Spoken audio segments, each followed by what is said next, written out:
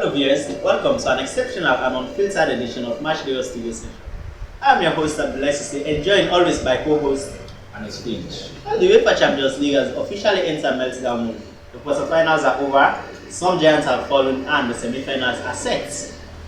Yeah, Abdulai, it's been a wild ride in UEFA Champions League second leg. Real Madrid out and Liverpool out. The split threats are working overtime this year. And today we are going to take a look at every goal, every card, and every tactical disaster in the second leg in the UEFA Champions League. Exactly. We are talking about Liverpool's disastrous defeat at home, Barcelona winning the battle and losing the war, and Bayern Munich's 7-goal thriller at Allianz Arena, and also Arsenal's no escape. This is Matchday RAW. We'll be right back after the short video. Welcome back. This is Matchday RAW. So, Ernest, let's start in Munich. 40 on the night and 6-4 on aggregate. Real Madrid are the king of this competition, and Bayern Munich just took it down by force. Was this a tactical masterclass or just pure chaos?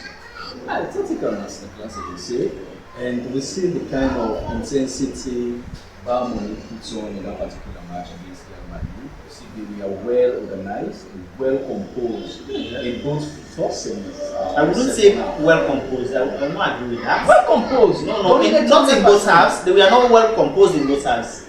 First half, Madrid was dominating. No. You can take a look at Aragula's goal. What was that? That was that is a pure mistake. Legendary class, man. That is a mistake for keeper and the young man just have to capitalize on that. Have to capitalize. That was good, man. Come on. You have to take a look at it. They were pure class. And he is a good man, and a well composed player. And I love that boy a lot. But I'm 100% inside that Bayern Munich was not dominated in the first half. In the first half, they well dominated the game. Okay. Well, I will not agree with that, but we don't have to argue over that. Let's move to Kylian Mbappe. Do you think this is one of his worst Champions League nights he has had in his career? One of the worst he has experienced in his career. Well, what do you have to say about Mavinga's red card? That is pure red card. No. All day long, that's not a red card. The boy was. Let me see. All day long, that's not a red card. The boy. Listen, the referee sound the whistle for the foul, right? And players have been doing this. Players have been doing ball this. for a second. The referee is still Players have been doing this. They've not been punished for the this. ball down and they didn't move foul with the ball. Just drop the ball down. Millimeters away, and he drops the ball. Some players have been kicking the ball. You have to remember. Yes, you get punished for kicking the ball. You get punished for kicking the ball, but you don't get punished for just holding the ball and trying to remove. So you want to say that was controversial for Real Madrid. I guess that was controversial. And Aragula took witness in the full time, and he was also shown a red card. So anyway, the match was good. Thanks a lot to Real Madrid. Well, let's move to Anfield. Alright, Abdulai. Moving over to England, Anfield is usually where dream go stay alive, I can say. And but Used to be. but Paris Saint-Germain silenced the cup with that 2 win away from home and make it on aggregate. That's a massive and dominant performance as well. Okay. Well, I would say it feels different this year for PSG. They are not just playing for highlights. They are playing as a unit.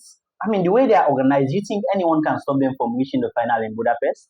No, I don't think because the only team that can challenge them, they are playing that team in the semi-final. Bayern. That's where the final. I guess that would be one of a game to watch. Yeah, Bayern.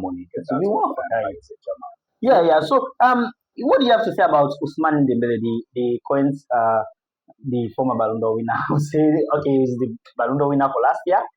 So what do you have to say about him? If Paris Saint-Germain proceed to the final and automatically they be the winner They'll be the winner in the UEFA Champions League 2026 as well. I can see His favorite to win the his Ballon d'Or, right? favorites as well to win the So Ballon d'Or. maybe it could go Yeah. 2 years in a row. Yeah, Oh, they are looking down on Dembele. I mean, they're not giving him the credit he deserves. I'm not saying that he's not getting praise, but he needs to be recognized. He needs to get rewards. yeah. He's the heart of that midfield. Yeah. Dembele, Vitinha and Joan Neves.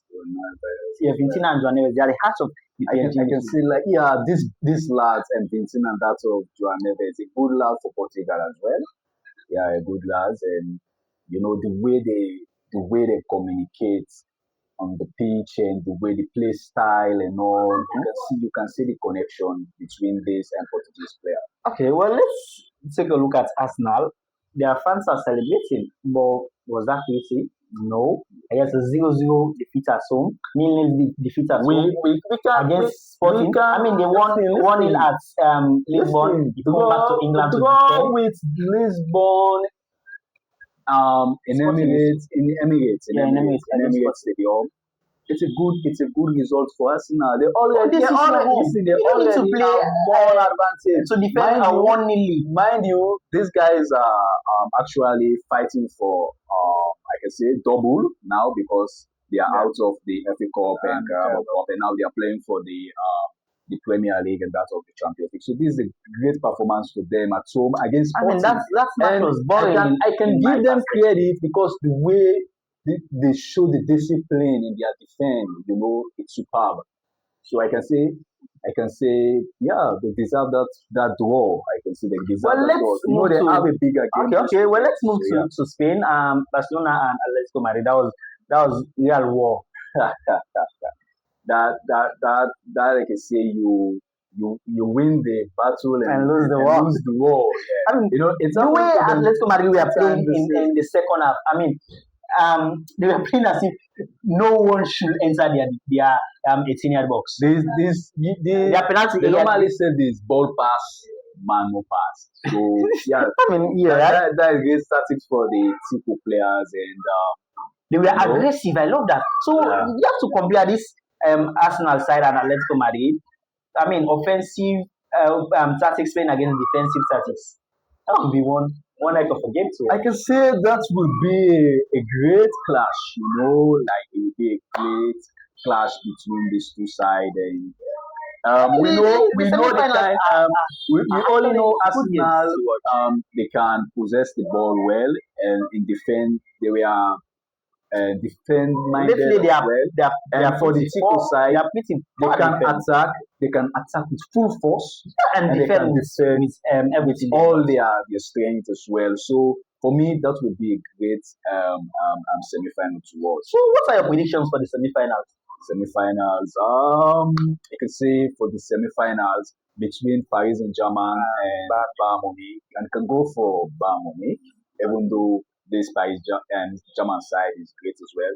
And for Arsenal and that of Atlético Madrid, well, this will be the second time for Arsenal to be in the final. So I can go for Arsenal. Well, I will not say that. I will disagree with you because for me, Arsenal, I can go for Arsenal. In my own view, Arsenal are not actually going to Budapest.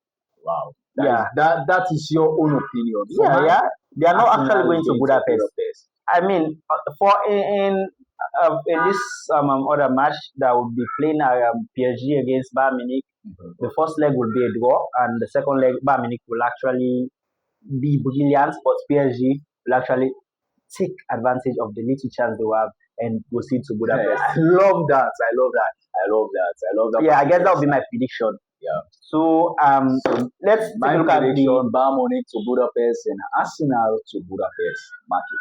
So that's your prediction for who is moving. Yes, no matter the results, for Bayern Munich to Budapest, Arsenal to Budapest. Well, I guess it will be a final between Spain and Germany. That's what I'm thinking. So you've been watching Matchday RAW with me, your host Abdulai, and co-host Ernest Fynch. Please don't forget to subscribe, like, and comment what Matchday RAW should bring you next.